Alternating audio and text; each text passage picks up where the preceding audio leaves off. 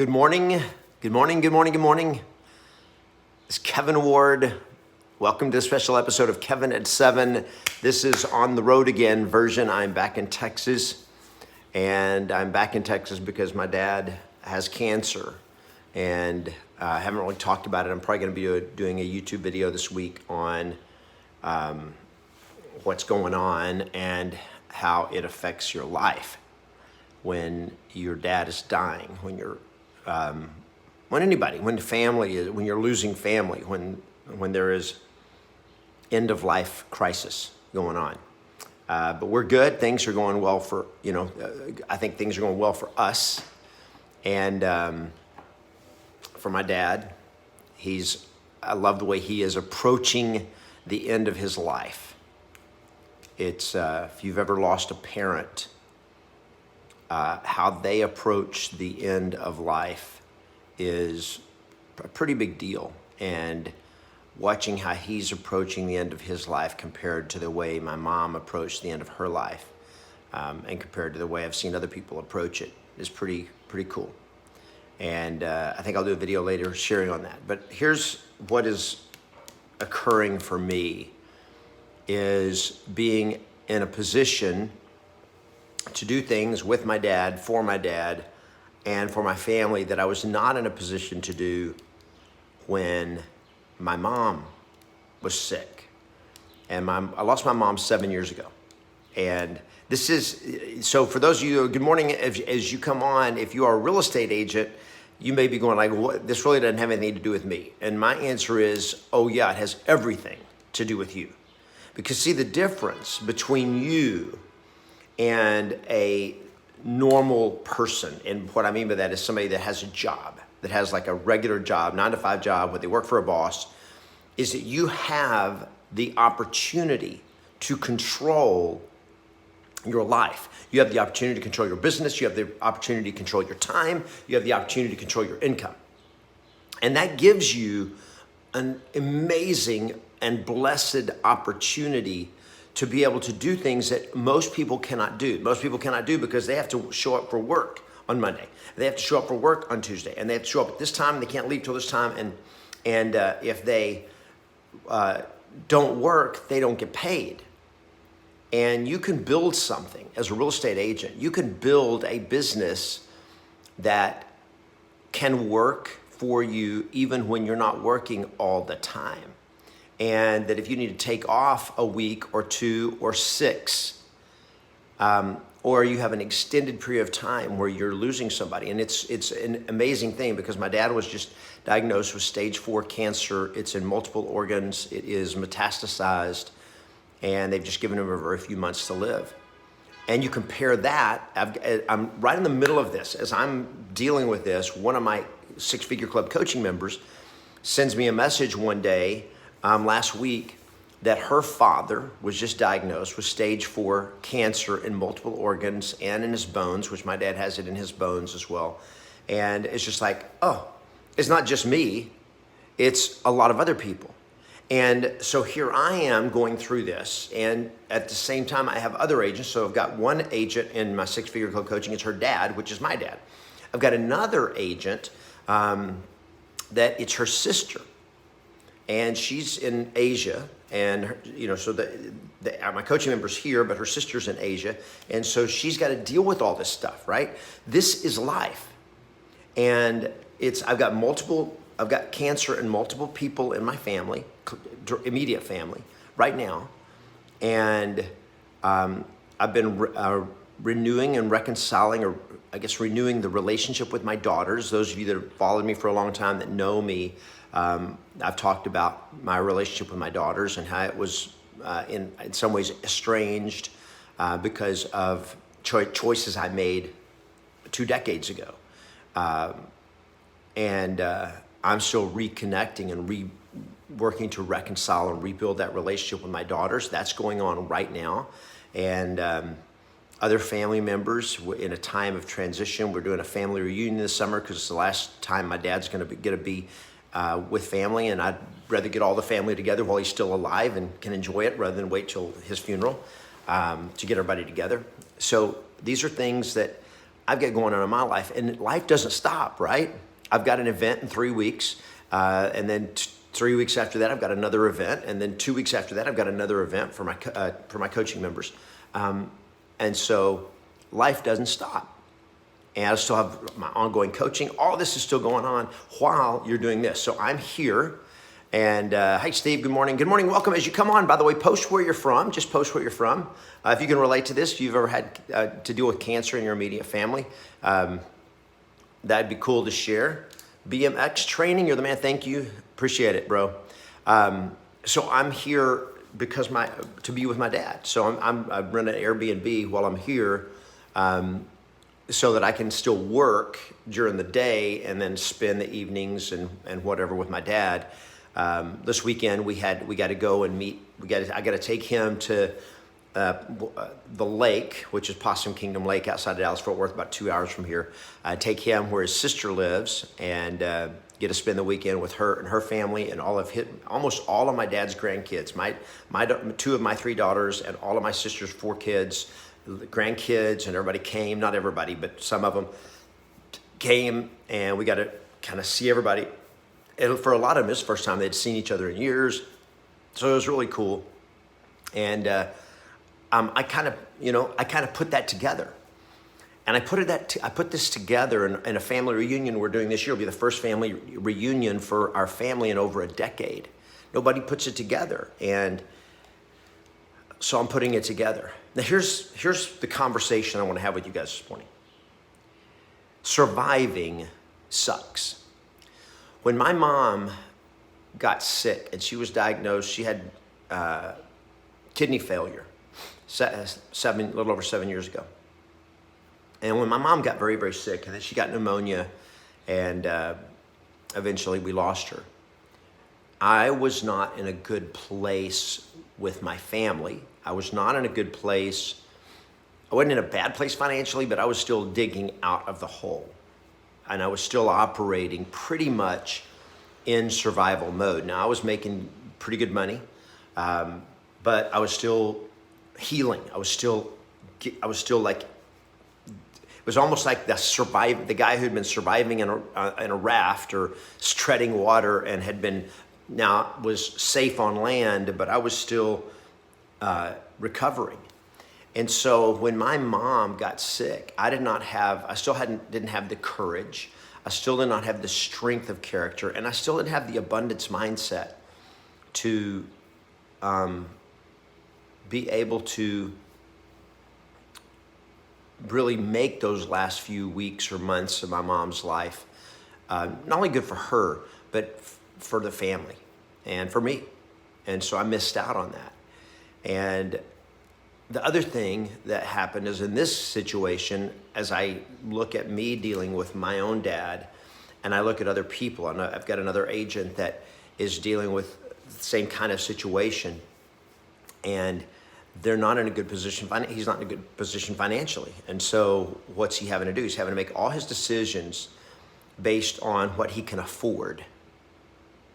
Now, here's the reason surviving sucks.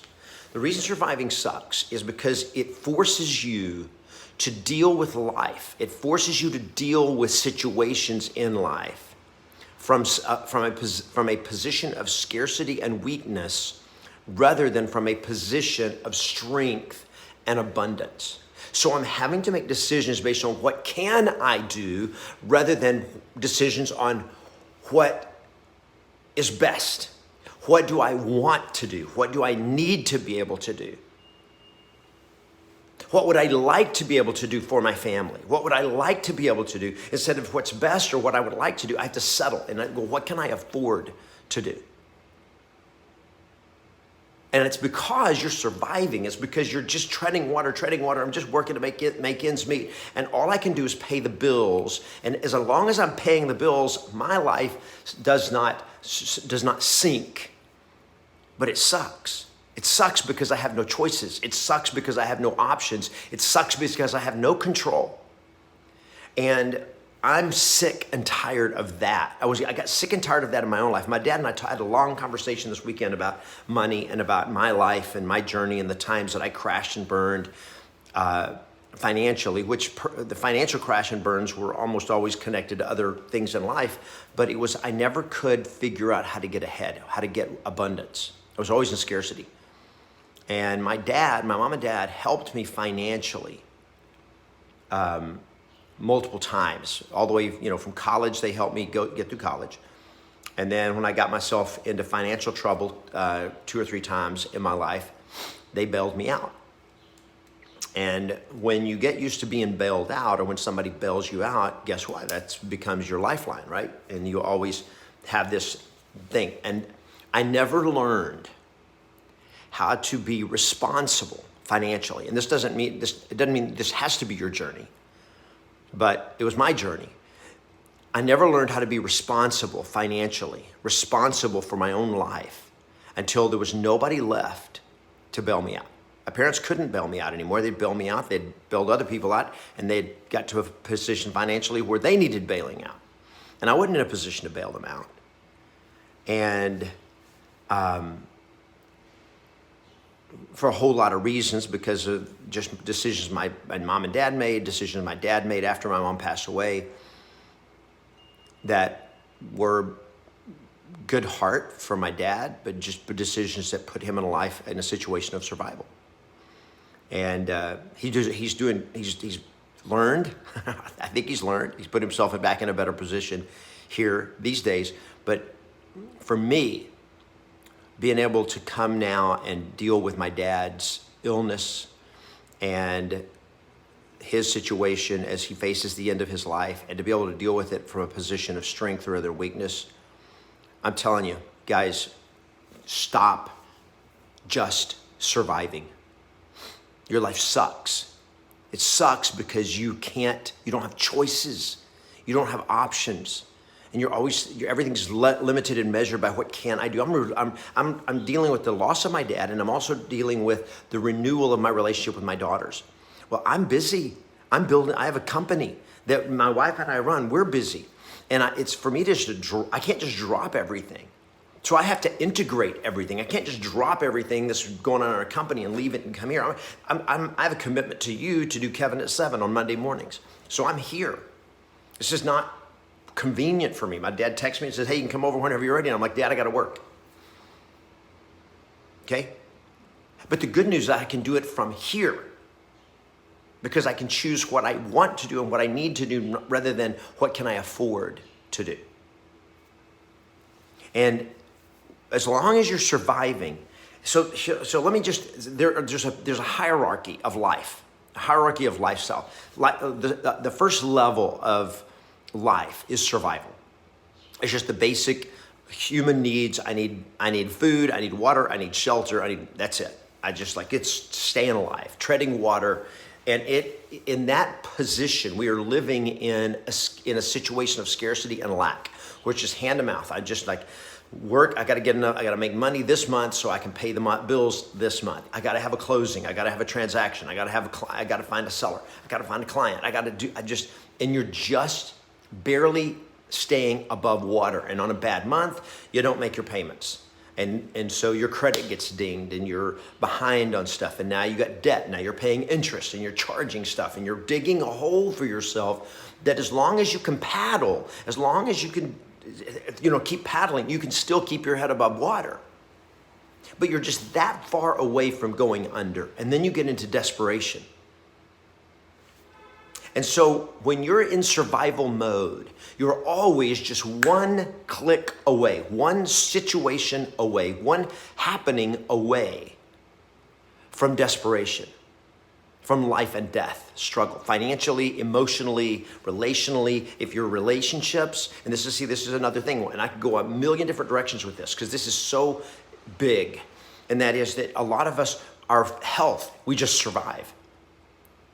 We have no energy. Don't take care of our body. Our emotionally, we just survive. We are full of guilt and shame and anger and frustration, and but as long as I can keep functioning, then it's good. I can stuff it everything. But one little thing happens and our world collapses. All of a sudden we explode. We go into this rage, or we go into this depression. We go into this hole, this black hole that sucks us in, and everything else in your life gets blown up because you went into this moment. And then a week later or a month later, now you got to rebuild and dig out. You went from survival to desperation, to flailing, to trying not to drown. And then you survive, but you've caused other damage that now you got to deal with. You can do this with your relationships. Your marriage is just surviving. Guys, I'm going to tell you right now, and this is something that we train in our 6-figure club, in our inner circle. We train on the 7 domains of life. That there is not just one domain of life, and that's make money. It's not just like, okay, there's life and then there's business. And your business, you got to make money. And so, that you know, balance here. Guys, there's no balance. It's all about integrating, because it's all life. Your business is life. But there's so many people that their relationship is in survival, and that sucks. And I will give you an example that just went public. Bill Gates. Bill and his wife, Melinda, they're now getting a divorce after 27 years of marriage. The kids left home, and they've been surviving. They've been like this, just treading water and keeping their head above water for their kids. Now, I have respect for that, but it sucks. Because there's no abundance when there's no abundance in your relationship, your house is not full of love. It's an empty, barren wasteland that you live in. I've been in it. Many of you can relate and know exactly what I'm talking about. You either have experienced it in your own marriage, or you've seen it in your family, your parents' marriage, or friends' marriage. You've seen it where they stay together for a while and they survive and survive and survive, and they'll do it for years, and then all of a sudden everything blows up. That sucks. So there is survival. You're operating from scarcity. You're operating from lack. I just need more. I need more. And everything's about money. Everything's about, I got to have enough money. And you're thinking about it. You're stressed out about it all the time. And then if you can ever break above survival and have extra money, have depth, have a cash flow we're stable, and I don't have to worry about paying bills. I've always got enough money. Now I have to watch my money because I can overspend. I still be cautious about decisions I make. I still have to pay attention to prices and money and all that kind of stuff. So I can't afford, I have to buy a certain price level car, a certain price level house, a certain price level of, when we eat out or whatever it is, traveling is still your traveling coach. You're having to plan vacations and budget and save up and all that kind of stuff. But I have enough money that I become secure. So we move from survival to security. And so for survival, we're in scarcity, we're in lack, we're just barely above desperation. So we're just like, as long as I can breathe, okay, I'm good. But it's not comfortable. But at security, we can get comfortable, which means everything, I've got all that I need. I'm not in lack. I can't have everything I want, but at least I'm comfortable. And a lot of people get to comfort and they're like, I'm good. And the problem with comfortable is it's just one notch away from sucking again, from survival. Because everything goes good until somebody gets cancer, until somebody loses a job. And then all of a sudden, you're back into desperation. You're back into survival mode. So people that seek security, they spend a little bit of time in comfort, but a whole lot of their life, they're not comfortable because they're trying to survive. So when you're I just want to be comfortable, you're going to spend a lot of your life not comfortable. Now, the next level is what I call success. So we go from survival to security to success. And success is when your life has what you want in it and you have an abundance of it. So now you can make choices based on what you want rather than based on what you can afford. Now you have options. Now you have control. You have depth of control. In the more areas of your life you have success in, so you can have financial success and your life burned to the ground. I don't consider that to be really success. I look at all 7 domains of my life, and the 7 domains of stuff we train in our coaching. All 7 domains of life. I want to win in all 7 domains. I want to not only have a great bank account, I want to have a great marriage. I want to have great relationships. I want to have a great body. I want to have a great faith. I want to have great emotional well-being and happiness and joy. I want to have a great purpose in my life. I want to have great fun. I want to be enjoying my life. So all of these areas, there's 7 of them. All 7 of these areas matter. And so I want to go from survival to security to success. And success is when I have it all. In all 7 domains, to me, this is my definition of success, is having everything that you want and wanting everything that you have in your life and having more than enough of it. So now I'm making decisions based on what I want to do, based on what I need to do, rather than based on what I can afford to do, what I can do because of other constraints that keep me from really being able to do something I could do. If I just had more money, if I just had more time, I could do this. Okay, if my wife just trusted me, I could do this. Do you understand, guys? There was a time in my life where for me to travel and come, like I'm here in Texas for 10 days. I'm here in Texas for 10 days. Okay? My wife is back at home working. Now, she's coming on Thursday night, and then we're going to spend the weekend here before we go back to California.